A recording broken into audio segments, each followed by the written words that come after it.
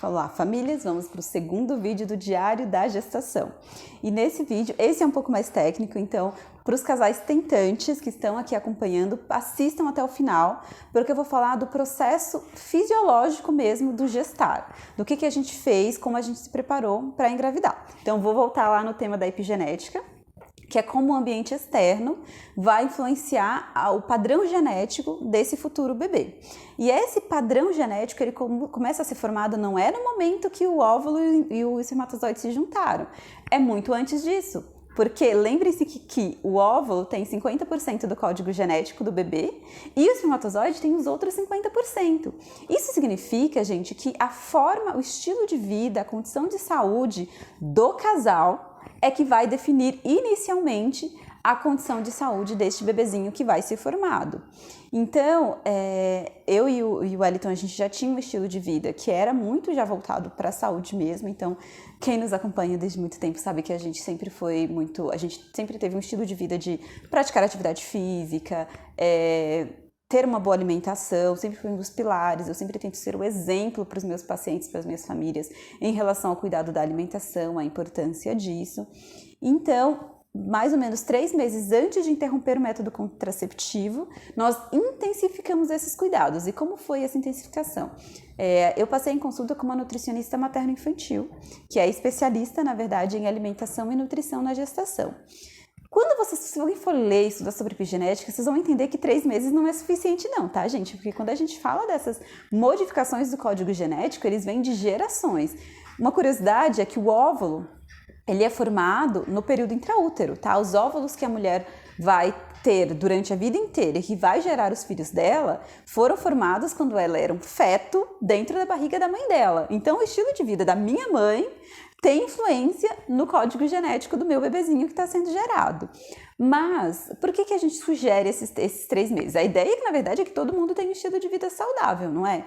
Mas tem pessoas que, a partir do momento que decidem gestar, eles se propõem a ter uma mudança de estilo de vida. E por mais que 3 meses seja pouco tempo, é um tempo, por exemplo, em relação aos espermatozoides, é um tempo viável, porque os espermatozoides, eles, diferente do óvulo, que nós nascemos com todos os óvulos que vamos usar a vida inteira, os espermatozoides são produzidos continuamente e tem um turnover, uma troca, né, em torno de mais ou menos 3 meses. E o óvulo que vai ser fecundado em cada ciclo, ele também leva em torno de 3 meses para amadurecer, porque nós temos os nossos óvulos imaturos lá no ovário, e aí em cada ciclo vai ser liberado um óvulo para ser fecundado. E esse óvulo ele passa por mais ou menos 3 meses de amadurecimento até ele estar pronto para ser fecundado. E é por isso que a gente fala nesses 3 meses antes. Mas tenham em mente que vocês podem já fazer essas adaptações muito antes disso, muito antes desses 3 meses, porque influencia muito.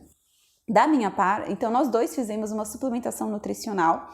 Para a mulher é extremamente importante porque, na verdade, no nosso estilo de vida hoje, mesmo a gente, no nosso caso, tendo um estilo de vida mais saudável, a gente tinha, eu não diria que eu tinha deficiências nutricionais, mas eu não tinha, a minha quantidade de nutrientes vistos pelos exames não eram suficientes para mim e para o bebê no primeiro trimestre, em que as necessidades do bebê são gigantescas. Então, é por isso que tem dentro desse conceito, né, essa suplementação nutricional no primeiro trimestre. E aí não é só da mãe, né? Do pai também. Então o marido também tinha que fazer ali alguns suplementos e algumas adaptações alimentares.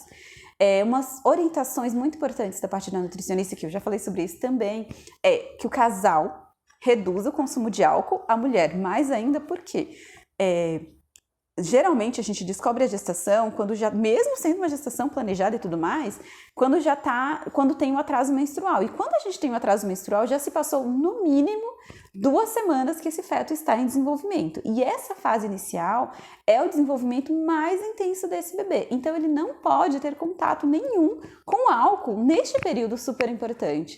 Então uma ideia é reduzir ou até zerar o consumo de álcool no período detentante, no período para engravidar. E para o homem, o consumo de álcool é muito importante porque, na verdade, ele atrapalha O álcool ele atrapalha a mobilidade dos espermatozoides, então ele pode até diminuir a fertilidade masculina.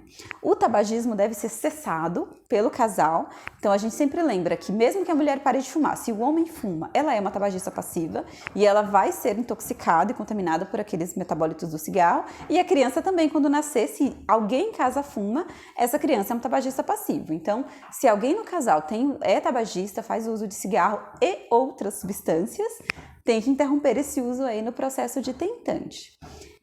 Uma outra coisa que a gente não fala, que aliás que eu falo, mas que passa muito despercebido pelas famílias, é a questão dos disruptores endócrinos. Então, aquelas substâncias que causam alterações hormonais no nosso organismo. Essas substâncias, elas podem inclusive comprometer a fertilidade porque eles agem ali nos receptores dos hormônios sexuais. Então, a gente tem já, aliás, em qualquer momento da vida, mas nesse período de tentante, evitar a contaminação pelo bisfenol A, que vem dos plásticos, por exemplo. Então, lá evitando de aquecer os plásticos micro-ondas, de beber bebidas quentes em recipientes de plástico, evitar na escolha dos nossos produtos de maquiagem, de esmalte, de produtos. O esmalte tem chumbo, que é um metal pesado super contaminante. Os desodorantes que a gente usa habitualmente, eles têm alumínio na composição, que também é um metal pesado, que também é tóxico para os neurônios e para várias células do organismo. O parabeno, o metilfolato, os petrolatos, tudo isso que compõe os produtos que a gente usa no dia a dia, a gente tem que tomar um pouco mais de cuidado e prestar atenção em como esses produtos estão sendo inseridos, porque eles podem ser tóxicos para o nosso organismo e são fatores que atrapalham a fertilidade. E um outro produto são os agrotóxicos, né? Então, sempre para quem puder optar por alimentos que são de origem orgânica ou em empresas que são mais conscientes e usam, por exemplo, menos antibiótico no gado, usam menos agrotóxicos de pulverizar nas plantas. Quando a gente puder fazer essas escolhas, é muito melhor, porque esses agrotóxicos também são altamente tóxicos para o nosso organismo e são fatores. Aliás, citando aqui a série O Conto da Aia, lembrem dessa série, porque essa série ela é uma utopia que traz exatamente isso, como a contaminação da natureza compromete a nossa fertilidade.